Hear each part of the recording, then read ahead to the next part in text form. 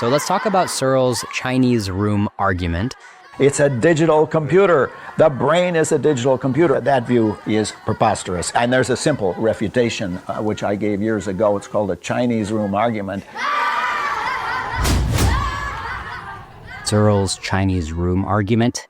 So I can go over that real quick. It's this idea that if you're inside of a room and you have a rule book with all the rules of how to talk Chinese, and somebody slips a paper under the door with a question for you written in Chinese, and you don't know Chinese, you just have this rule book, and you just start flipping the pages in the rule book, being like, okay, the first character is this, so I go to this page, and then the second character says to look it up in this table if these first two characters are present, and then oh, the third character actually brings me back to this page. So the rule book is kind of an algorithm. So you just start flipping around, going back and forth, maintaining a notepad because the rule book is telling you to like have a scratch pad where you do operations on the scratch pad. So you're doing all of these things. And at the end of the process, you output a slip of paper that has a response written in Chinese, and you still have no idea how to speak Chinese. You're just a rule monkey who followed the rules in the rule book.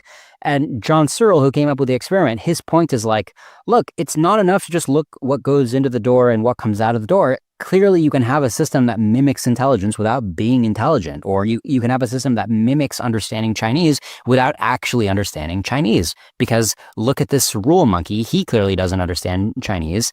And the book doesn't really understand Chinese. It's just a book of Chinese rules. It's different from understanding Chinese. So nothing really understands Chinese. You just have to be a human brain if you want to understand Chinese. What the computer has is a syntax, formal rules for manipulating uninterpreted formal symbols. But what human beings have is not just a bunch of symbols. We know what the symbols mean. Now, the first time you hear that argument, it's kind of compelling. It's like, oh my God, it's just a person following rules in a rule book. Here's the catch.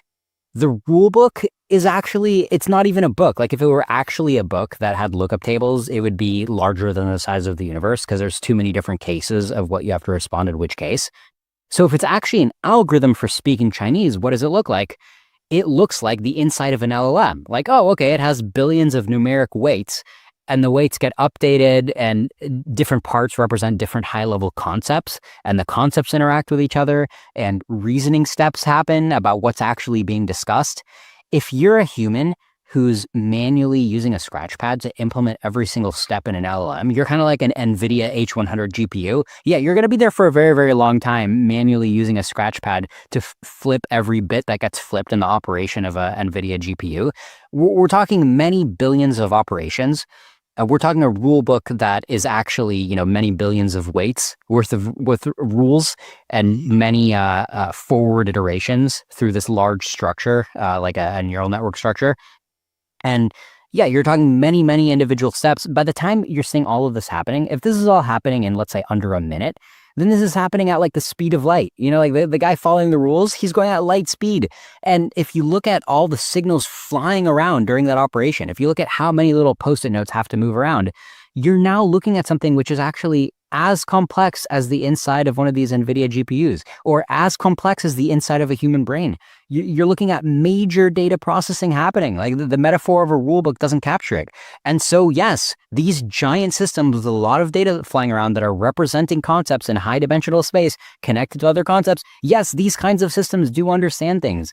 John Searle just made up a visual metaphor which is actively misleading. It looks nothing like a book. It looks like an information processing system, which is what a brain is, which is also what silicon is. Like there's actually a pretty clear analogy between the information processing, how much of it there is, how fast it has to go, how complex it is. It's all analogous. So yes, a chip with a neural network is a lot like a physical neural network. They even call it a neural network. Searle's Chinese room is just pointing out that, silicon and brains are like different physical things. I mean, to me, this is like an incredibly shallow thought experiment once you realize that the original visual metaphor is just intuitively misleading.